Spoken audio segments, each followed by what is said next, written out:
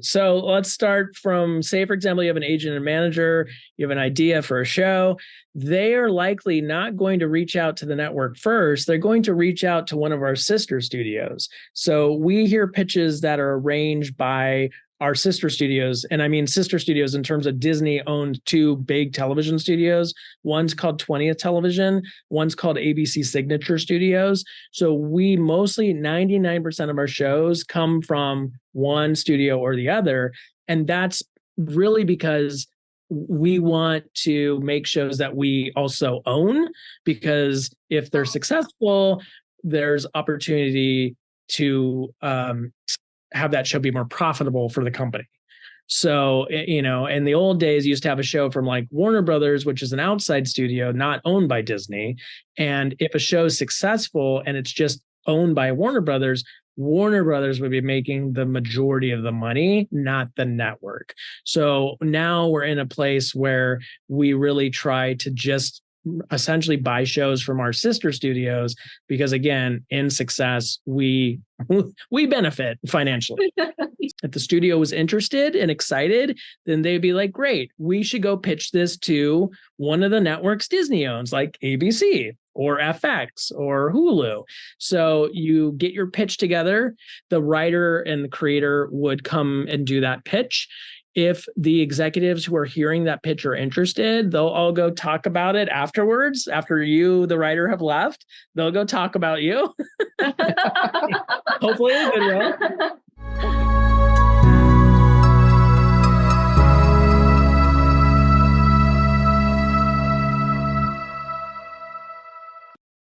Welcome, everyone, to NOUVA Podcast, a show where we delve into the world of business, marketing, and 3D technologies.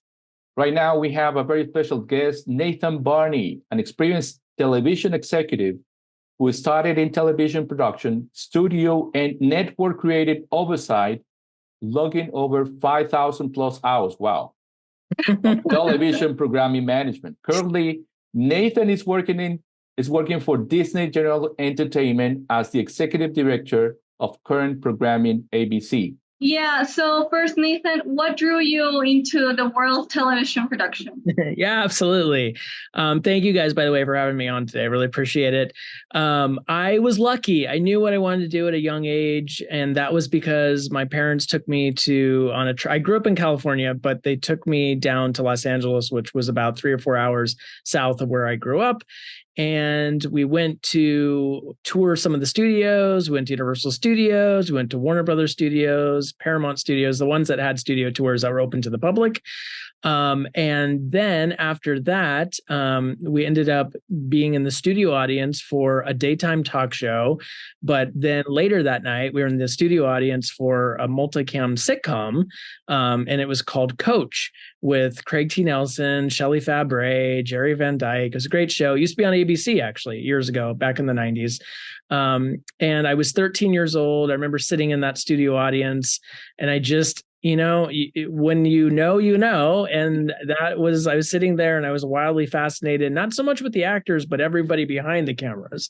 And I loved theater growing up, and the sitcom world reminded me of live theater because there was an audience. And, I just became obsessed with everything that had to do with sitcoms. I really thought, because that was my introduction to the world of TV, I really thought I wanted to work in sitcoms for a career. So I spent all my high school career writing letters to producers and different people working on TV shows. I used to, this is before digital, so we used to have to record TV shows on VHS tapes. And I used to record TV shows on VHS. And then at the end of the show, I would actually pause the credits and write down the name of the producers and then write letters to them and say, hi, I'm like 15 years old. I want to do what you do one day. If I can get myself to Los Angeles, can I come and essentially just observe production all day? I'm like, I'll sit in the corner. I'll be quiet. I'll bring my notebook. And so I was very lucky. I had a lot of early mentors from all these different producers who were so kind to actually write back to a teenager, which still to this day just shocks me. And I mean, I'm delighted they did, but it really surprises me that anybody wrote back to me. So I had a lot of good experiences during high school, spending, a week in LA. My dad would like drop me off at these studios, and I would hang out for the day and observe production. And then usually at the end of the day, whoever I made contact with, like a producer or an executive producer, they would take me back to his or her office and let me ask questions for like 20 to 30 minutes. So I got a lot of great advice. Met a lot of amazing, wonderful people at a young age. So I was very lucky.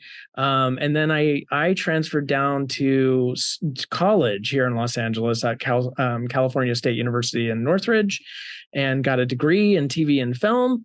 I worked all kinds of odd jobs in entertainment. And even in college, I was working for an audience company that provided studio audiences for sitcoms, because I love sitcoms. So I got to welcome visitors and seat them. And we call it a page here in the United States. And you kind of just help out. And then I did some internships in college. After college, I tried to work on sitcoms. I kept, every year I would cold call every single production office in Los Angeles. And anyone who answered the phone, I would just be like, hi, are you hiring production assistants or entry level work? Sometimes I would get called in for an interview. Ultimately, I think I had like 6 failed production assistant interviews because I just didn't know anybody. So they would call me in, but then ultimately someone would say, oh, who recommended you for this job? And I would say, oh, I was just the guy that cold called. So and to fill time, luckily I had an opportunity. A friend of a friend knew somebody who worked on a reality show over here called America's Next Top Model. And that was the start of about a year and a half for me working in reality TV. I also worked on a few game shows. And I learned a lot. It was a great first experience, but I still had my eye on what I thought was the ultimate prize, which was working on sitcoms. So I kept reaching out to people, interviewing.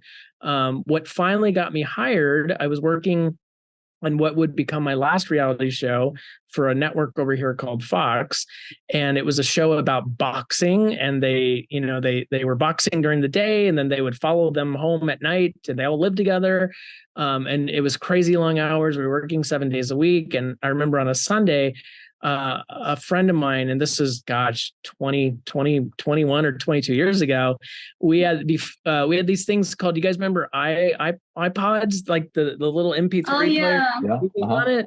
I went to buy his old iPod, and he brought his friend from college who happened to work on sitcoms, and she happened to be looking for one more production assistant, and she asked me if I knew anyone I could recommend, and I was like, how about me? So it all happened fast. I met the very next morning, I met with the producer of the show. And I was hired that night. I got the phone call saying you're hired. And I started the next day. So all this happened in 48 hours. It was crazy. But oftentimes you'll hear stories like this. This is how quickly it happens sometimes in this business. So I started at the bottom as a production assistant. I got dinner for the writers. I would be the PA, the production assistant who stayed all night waiting for the writers to finish their rewrites. And then I would make about 160 photocopies. This is before digital. Okay. So all of our scripts had to be hard copied and printed out and photocopied. So that was my job. So I would be photocopying scripts at 11, 12 o'clock at night. And then I would get in my car and for another 5 hours and deliver scripts to essentially like a mailman. I would drop scripts off to all the actors' front doors, all the studio executives, all the network executives, whoever was directing that week. They would all get home delivery because back then, they wanted to get the scripts out to the actors as soon as possible. So the idea was when they woke up in the morning, they would open their front door, the script would be right there for them, and then they could start memorizing their lines before they had to come in to work. The same day. Yeah, same day. So it's a crazy schedule. But I did that for a little while and then got promoted from a night production assistant to a day production assistant. And then ultimately about 6 weeks later, our executive producers needed an assistant. They had gone through a lot in the very short amount of time that we were getting up and running.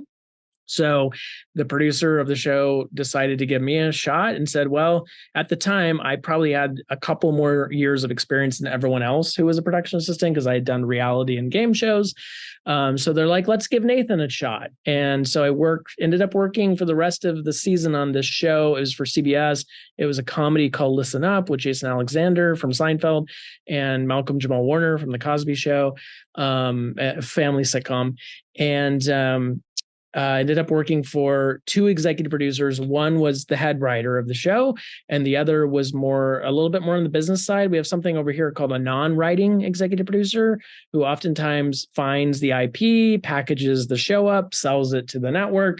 So that was my first foray into understanding a little bit more about development and understanding what does a studio network exactly do? Because before that, I didn't know anything about networks and studios. I knew obviously the shows were on the networks and the studios produced them for the networks, but I just didn't know. I was, having worked on the show, I was really intrigued by, just we had studio network executives obviously come to set 3 days a week because we had a table read, we had a run through, and then we taped the show with an audience every week. So they were always there. They always giving feedback. And I was always kind of confused. I'm like, but there's 160 of us who work on the show. What are these 4 people? What is their expertise that they come and they tell you, oh no, you're doing it all wrong, or this is great, but you need to fine tune this page or this scene or whatever. So that kind of piqued my interest. Although it took me so long to get on a sitcom, I really wasn't looking to leave yet. So I did that for a full year. That show unfortunately ended up being canceled. The woman who I worked with, the executive producer who was the non-writing producer, she had a development deal with CBS, but that also came to an end. So I found myself looking for a job again. Luckily, the people that had originally hired me on the production side, they asked if I wanted my job back as a PA. And I said, of course, I'm still young and inexperienced. I'm like, yeah, I'll take anything. So I ended up coming back to the original production team. And we ended up working on the very first season, or I worked on the first season of another CBS show that was more successful this time, called How I Met Your Mother. And so that one, I worked as a production assistant and also in post-production. At the time, my boss wanted me to just get more experience on both sides. So I ended up working production and post-production. It was a great year, a lot of fun. Long hours, of course. We often work 6 days a week. That show was done a little bit different. It was still a sitcom, multicam sitcom, but because that show was a little different. They had, in 1.5 hour show, they would sometimes have 42 to 45 scenes per episode, which for, if you don't count the commercials, that's like 22 minutes of actual content.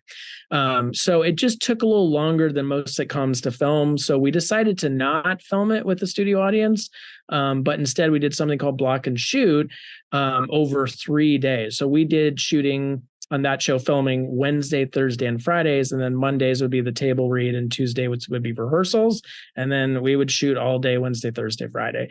So it was a little bit of a complicated show. It was a show that CBS, had never tried to do before. But with that said, I loved it because it just felt fresh and new. It felt unique. It had a point of view. It had a great cast. So it was a lot of fun, and we actually ended up getting picked up for a second season during our wrap party, which was exciting. So I'm like, I thought I was set. I'm like, yay, I got in doing the job I wanted to do since I was a kid. I'm here. We made it to a second season. I was excited. And then I got a phone call from a friend at a small studio, and he said, look, I know you're happy at the show, but there was a woman who, she was an executive who oversaw all of drama development and current programming at this small studio called Regency Television. And he said, you should just meet with her. And I said, sure. Part of the advice I got years ago as a teenager was never turn down a meeting, always say yes. So I took that advice to heart and I said, sure, I'll meet her. I didn't think she would hire me because I never worked in an agency. I never worked at a management company. I was literally from production. And sometimes those jobs don't necessarily pick people from production. They pick people that have studio network experience or that come from the agency world. It's very fast paced. So I was shocked when she said, I choose you. So at that point I knew, I said, I made a deal with myself. And I said, if she did end up offering it, then I had to take it because she seemed great. I was interested in studio network world. And it was just the right time, I guess, to pivot. So I finished up the season on How I Met Your Mother and then jumped to working with her at this small studio. Really great experience. She ended up leaving the company after about a year of me being employed there. She went off to a different company that she couldn't take me with her. So I was unemployed again for a little bit and then ended up interviewing at ABC. And that was about 17 years ago. And I'm wow. Whoa, Nathan. So I started as an assistant and then, continued to kind of climb the ladder and get promoted. And I've been a full-time executive now in creative since 2012. So it's a long story short. Yeah, exactly. I know it's a little bit of a long one, but it's just to show, I've done a lot of different things before landing here at the network. And look, the network, it's been another great learning experience. It's not every day is easy, but I've really overall enjoyed having ABC be my home for so long. It's rare to keep these jobs so long because there's a lot of turnover.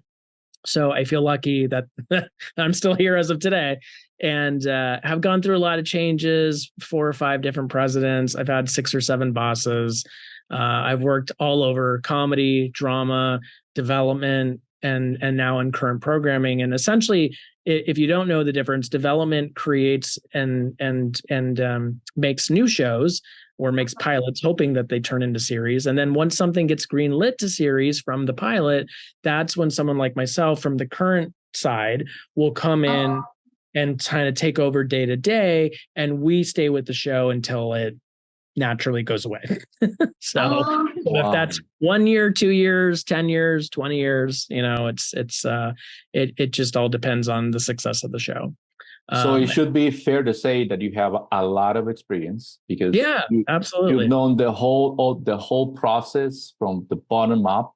Yeah. So Nathan, what TV shows are something that are very, very strong in the US. Canada, it's also into it. Yeah. I'm thinking that Europe might be the same. Not so much in Latin America, but do you think there's a space to switch to something else in the future, or do you see a trend of growth just the way it's been in the last 10 years in TV shows? I think we're sort of in the in between. I think over the last 10 years, the amount of scripted shows increased by 500%, 1,000%. If you're familiar with that term peak TV, I think we've definitely hit peak TV years ago. And I think there's a little bit of a course correction going on in the business right now, at least in the United States, in terms of we realized we were making and spending too much. And not just Disney, but all the different platforms and companies, entertainment companies. So what we've noticed in the last couple of years, it started in the pandemic. There was a little bit of a halo at first during the pandemic because everybody was home and watching a lot of television. So for the first 6 months of the pandemic, things looked pretty good for the studios and the media companies because all of a sudden, they had huge amounts of eyeballs on the shows, on the streaming platforms. Disney launched their own streaming platform called Disney Plus, essentially a couple months after, the pandemic started. So things were really looking good for the first year of the pandemic. And then as people started to slowly return to offices, work, school, somewhat of a normal life, that's when we saw a big drop in viewership once again. So, and then ultimately what really impacted the industry, in my opinion, once that started happening, I think Wall Street and the investors started to say, whoa, we might have oversold this streaming thing. We have to get back to reality because all the media companies are spending hand over fist, like we're spending millions and millions, if not billions of dollars to try to keep up with something like Netflix, which is almost impossible for a legacy company like Disney, Warner Brothers, Sony. We just don't have the money, unfortunately. However, Netflix has definitely shown us that you need the deep pockets because you have to continuously keep producing content so that you give a reason for your subscribers to not cancel their subscription. So we're now in that in-between time where we're making far less. For example, at ABC, 5 years ago in 2019, we had 26 scripted shows. This upcoming season, I think we have about seven or eight scripted shows. So that's a pretty dramatic cut in only 4.5 years. Yes. Yeah. It's not like I'm sitting around saying back in 1975, this was literally 4.5 years ago. So it's pretty dramatic. We're not alone. All the other media companies are really experiencing some hard times. Even Paramount is looking to be sold if you follow the news. So there's just a lot of, I think they're calling it the I'm trying to think of the word, the constriction of television. So just everyone pulling back a little bit. So I think we're in progress of trying to figure out what is the new normal. Is this the new normal? Are we only going to make somewhere between 7 and 8 shows a year here at this network? Or in a couple of years, if the stock market goes back up and the investors feel more confident in our performance, will that give some breathing room to our leaders to feel more comfortable with spending more money to make more content? So that is the part that's a little murky right now, because I think that's something I don't even know how to answer, because we're playing it day by day. So, and our leaders are not 100% saying this is the new normal yet. So we're just kind of waiting to see, is this the new normal? Will we be making more content? And when will that be? The answer is kind of TBD at this point. So the appetite for foreign content is not there yet, because basically ABC is not built that way. And ABC is not built that way. We do have a network in the United States called the CW network, which changed ownership a couple of years ago. And they have really gotten rid of American produced originals in place of a lot of, they'll do like a co-production with an international entertainment company, so that there's two entities trying to help pay the budget of the show, or help with pay the bills, So, it'll be interesting. I think it's early days. I don't know if CW has found their 100% success rate yet in that philosophy. They've had some mild success, but I think only time will tell if that path that they've decided to take, to save money, is actually something that works, because they are still buying scripted. Mm-hmm. They just happen to have a lot of international co-productions, where somewhere like ABC, we don't do tons of international co-productions because we have two giant studios that Disney owns that pumps us full of original content and sells shows to us. And then we put them on the air. And then all of our shows at ABC go on our streaming platform called Hulu the very next day. So all of our content can sort of be watched pretty much either on ABC live or the next day on streaming.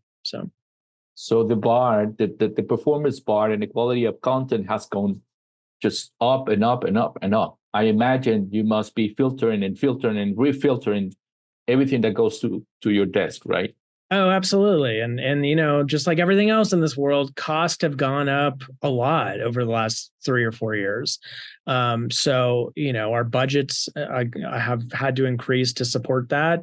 So even doing a half hour show, it's not as it's not as cheap as say maybe 5 or 10 years ago. It's very expensive. It's really expensive to shoot in Los Angeles. So we do have a lot of shows that, shoot out of town, New York, Atlanta, Vancouver, because a lot of those states have better tax credits than California, which is sad a little bit because Los Angeles is supposed to be like, entertainment capital of the world. But I don't, there's just not a lot shooting here versus the majority of shows are now looking to save money by shooting out of state. Okay, okay. Stephanie, don't get sad. I mean, I see you you are pretty sad already. But why don't we talk about equality? Stephanie, do you have a couple of questions there? Well, I have a question about the position because I think many professionals, Nathan, they say, "Oh, I really want to pitch this. Can you just see it?" And that's not the way it is.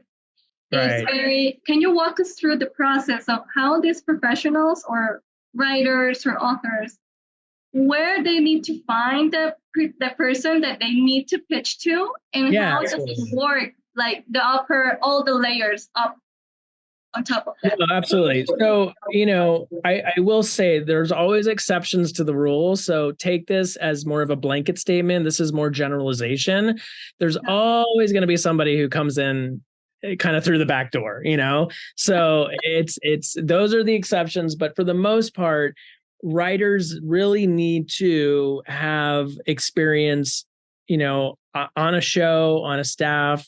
If they don't have that, it's really imperative to at least have an agent or a manager, because those are the folks that the networks and the studios have vetted and feel comfortable working with. So one of the things that, because we have such a big corporation, we don't take unsolicited material, which means basically like if you're a writer and we don't have a relationship, you can't send a script to me without it coming through an agent, a manager, or an entertainment lawyer. Because if I read something and we end up making something similar, that writer could sue us and it causes all kinds of problems. So that's why we just have a blanket statement, and I get hit up a lot every week on email or LinkedIn, and people are pitching me projects, and I have to politely say, I'm so sorry, like legally, Disney won't allow me to deal with you directly. We have to do it through an agent or manager or entertainment lawyer. So that's sort of like step one. How to get an agent and manager? It's the $1 million question. It's I would say anyone looking for writer or manager, join a writers group, make friends with writers at all levels. Like make friends with people that are at your level, but try to network to also introduce yourself to writers who are in a much higher position, executive producer, creator, showrunner, because those are the folks that ultimately have the power to one day hire you on their show. And we can always recommend if you need help as a showrunner. If you say, for example, you started a show tomorrow and you reached out and like, Nathan, I don't know anybody, help me with some recommendations. I'd be like, absolutely. I'm happy to send you tons of scripts, and like we'll set up meetings and see if you like the same people I like. It's kind of a collaborative thing. But most writers, especially with experience, know a lot of other writers. They usually have a list of people that they would like to use in the room. And my perspective as a creative executive, I don't like to mandate who you should hire, because at the end of the day, I don't necessarily have to work with them 12 hours a day. You guys are all going to be together in the writer's room. So make sure that you find a staff that you can tolerate working these long hours with. And also really important, I think, for showrunners to bring in all kinds of different voices from all kinds of different walks of life. So if you bring in people that look like you, sound like you, and have had the similar life experiences, that's a waste to me. That's a waste of space, because as a showrunner, you want to bring people in who are different than you and have different life experiences, because that's all additive to the storytelling. Everyone's going to hopefully bring in a different perspective, and really those different perspectives should help the show, find its voice and find the creative, part of the show. I've worked on shows over the years that like everyone looks the same, everyone acts the same. And I'm like, but there's like 7 of you and essentially you're clones of each other. So where are you getting the unique perspective? Where are you getting new ideas? Because you all seem to think alike, So we really try to encourage our showrunners when they are staffing their show to really, look high and low, look hard. And I will say one of the shows I work on is Grey's Anatomy. They do a fantastic job of bringing in people from all kinds of different walks of life. I mean, we have former doctors on the show who are now writers. We have a former professor on our show. We have a playwright on our show who, came from the theater background. We have people from all kinds of different ethnicities and makeup. It's really, they do it like they are the leaders and really hiring an inclusive staff. And I think it shows in the writing because we were able to tackle tons more topics and stories because of our writing staff brings such unique and different experiences to the writer's room. So I think that's Nathan, really when you talk about the showrunner, just for the audience to be in the same page, because not everybody understands how the functionality of that position works. Totally. You're talking about the director. You're talking about the rights. Over here, usually the person who creates a show would be the executive producer, or sometimes we call it a showrunner.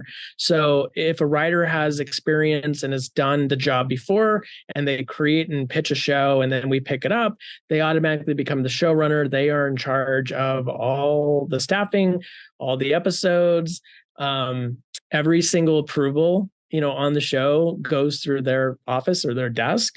So wardrobe, all the writing, post-production, they are the first to watch the cuts. They give their own notes to the editors before we even see it. So they are the ultimate like leader of the show. So a showrunner to me is like the leader of a show, or the boss, so to speak. Yeah. Okay. So that's just to clarify. Our directors who come in and do episodic directing, we just call them directors. Okay. But Nathan, and also I think we're missing the part when the people is pitching to an executive. Yeah. What is the next part? Like the step 2? Okay, I have to, because I know executives have other executives on top and on top and on top. So there's a lot of layers. There's a lot of layers. Can you walk us through a little bit about those layers to get to the big one? Definitely. So let's start from, say, for example, you have an agent and manager, you have an idea for a show. They are likely not going to reach out to the network first. They're going to reach out to one of our sister studios. So we hear pitches that are arranged by our sister studios. And I mean sister studios in terms of Disney owned 2 big television studios. One's called 20th Television. One's called ABC Signature Studios. So we mostly 99% of our shows come from one studio or the other. And that's really because we want to make shows that we also own, because if they're successful, there's opportunity to have that show be more profitable for the company. So, in the old days, you used to have a show from like Warner Brothers, which is an outside studio, not owned by Disney. And if a show is successful and it's just owned by Warner Brothers would be making the majority of the money, not the network. So now we're in a place where we really try to just essentially buy shows from our sister studios, because again, in success, we benefit financially. So it would start with the agent manager, going to like a studio. Say, for example, the writer's like, you know what, I think this would really fit on ABC. It would behoove the agent or manager to go to one of our sister studios. They would kind of pitch the idea to them. If the studio was interested and excited, then they'd be like, great, we should go pitch this to one of the networks Disney owns, like ABC or FX or Hulu. So you get your pitch together. Pre-pandemic, all the pitches used to be in person here at ABC, like in a conference room. And since the pandemic, a lot of writers are still preferring to do pitches on Zoom. And we're very flexible. We don't mandate people coming in. We're more than happy to just jump on Zoom, and we feel like we can still understand what the show is going to be about and get a good perspective on it. So the writer and the creator would come and do that pitch. if the executives who are hearing that pitch are interested, they'll all go talk about it afterwards. After you, the writer, have left, they'll go talk about you. Hopefully in a good way. Forget about him. Oh, forget about Yeah, exactly. And they, if you've got someone who's really passionate on the team saying, I really feel strongly we should at least order a script, that's the next level. So, the executive, we all have bosses. So we would go to our boss and be like, hey, we just heard this pitch. We kind of tell them what it's about if they're not in the room with us. Give a log line, talk a little bit about, who the studio is, who the writers are, if there's any talent attached to it, if there's any director attached to it, that sometimes helps. So we'll talk about it. And then if we're interested, we'll make an offer of like, oh, you know what? We love the verbal pitch. So we would like to order a script. So script is the first order of business of the next step. So it's gonna, if your network says, okay, great, this sounds really interesting, you should go write it, then we'll pay you to write it actually. So you get a check to write the full script, and then that gets funneled through the system here at the network. They talk about, if they like it, do they see a future in it? Does this feel like something that could last, 8-10 years? And if they feel like, amazing about it, then they'll order. The next step is ordering a pilot. And that essentially would be taking the script that you just wrote and shooting the first episode or one episode of the project. And then that then gets screened. It gets screened internally by all the employees here, but also we send out our pilots to be, if you guys have heard about focus groups, we send it to out in, all over the country, because we want people from all different walks of life, all different kinds of, different incomes, different ethnicities. We want as large of a pool as we can get to see what the public thinks, because that's more important than what we think, because we kind of live in a bubble, especially being in a big city of Los Angeles or New York, you tend to kind of forget, oh, right, there's a whole country that we're supposed to be programming for, not just us. So, so of course we have our favorites, we have our opinions, of course we do that, but we do take a lot of stock in the results from those focus groups and seeing, what did they like? Who did they like? Is there an actor that maybe wasn't working for them?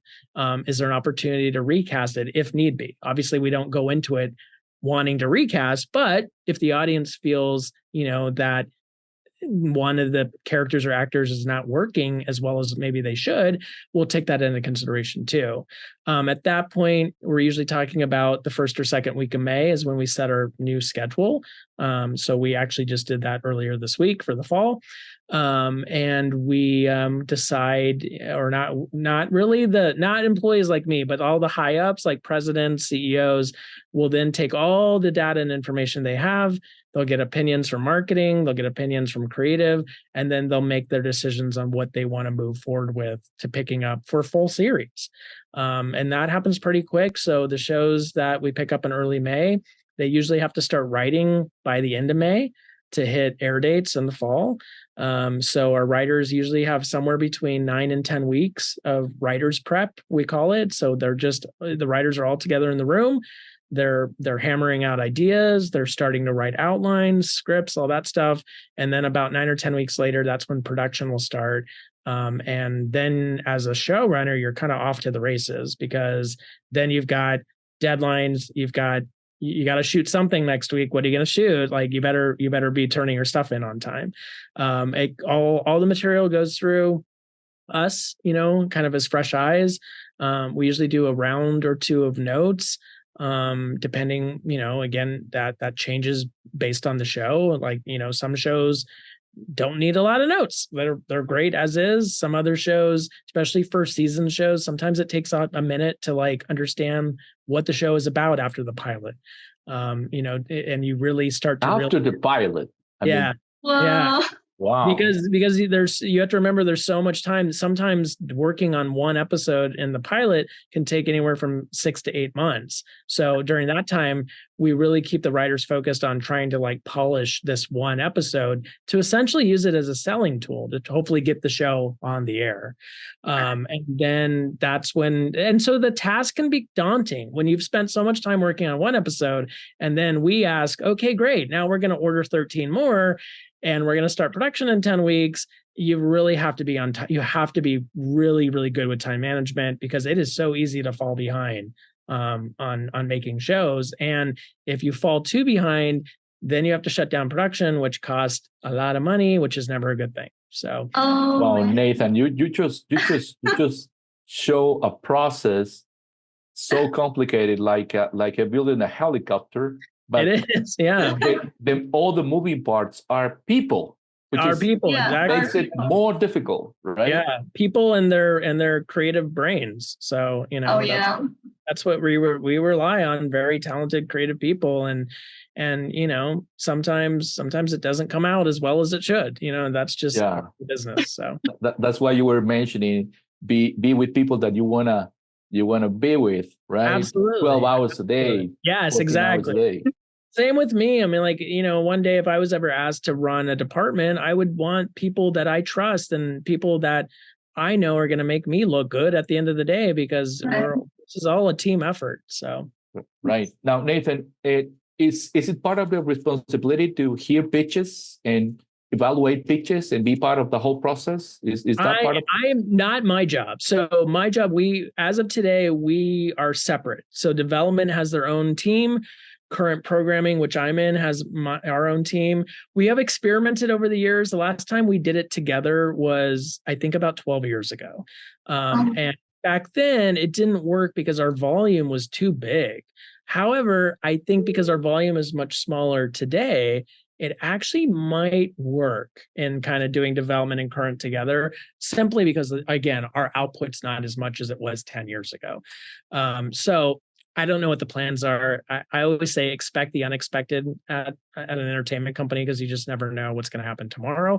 So if you guys check in a few weeks, maybe I'll be in development. You never know. So as of today, I'm just overseeing shows that have been greenlit to series. Great. So what would be your advice for the audience in Latin America related to how to pitch anything in entertainment? I think what would be your suggestion? Yeah, pitching is an art. And again, it's a weird art, because sometimes writers naturally can be a little introverted, and we're essentially asking writers to be performers, which has always kind of boggled my mind, because I'm like, it's a tall order. You have these people that are naturally a little bit more introverted and shy, and you're asking them like, come dazzle me, yeah.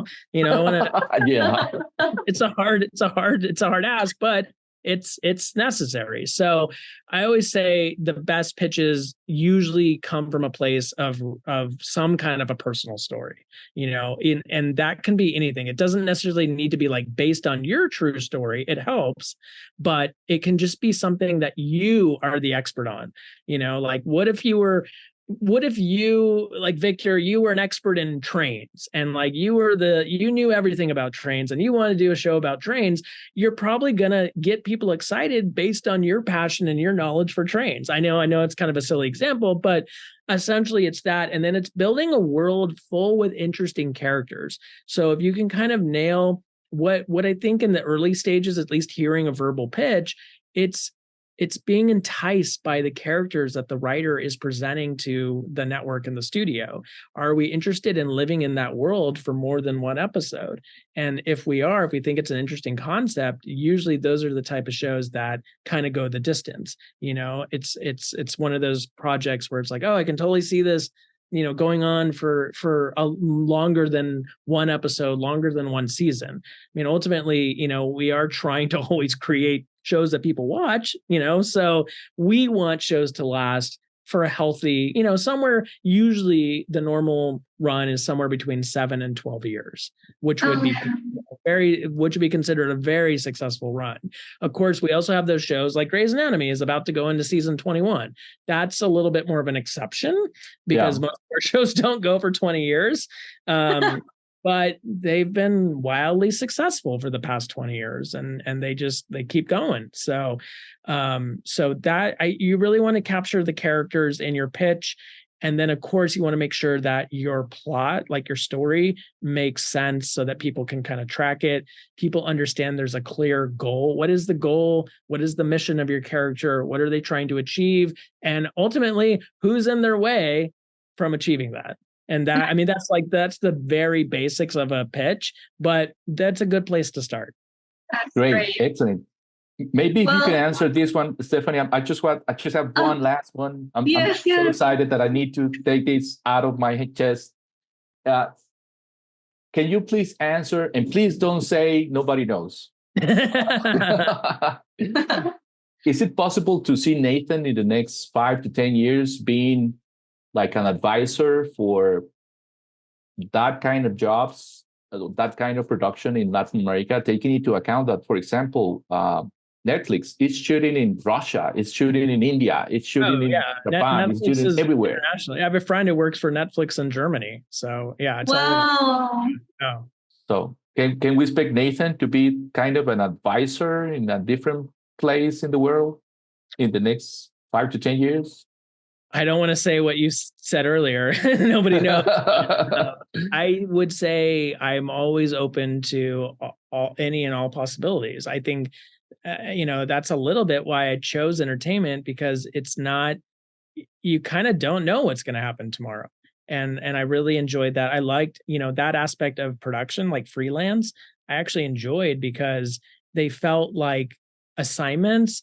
I don't know. I don't love the feeling, although I've been here a long time. I don't love the feeling of being locked into a job. And I think part of the reason why it hasn't gotten old yet, being here for so long, is every year I'm working on new shows and working with new people. So even though, yes, it's the same building, it's the same office, it does feel sort of like a new place every year, because I am constantly working with new writers and new directors. So for me, that helps me keep it fresh.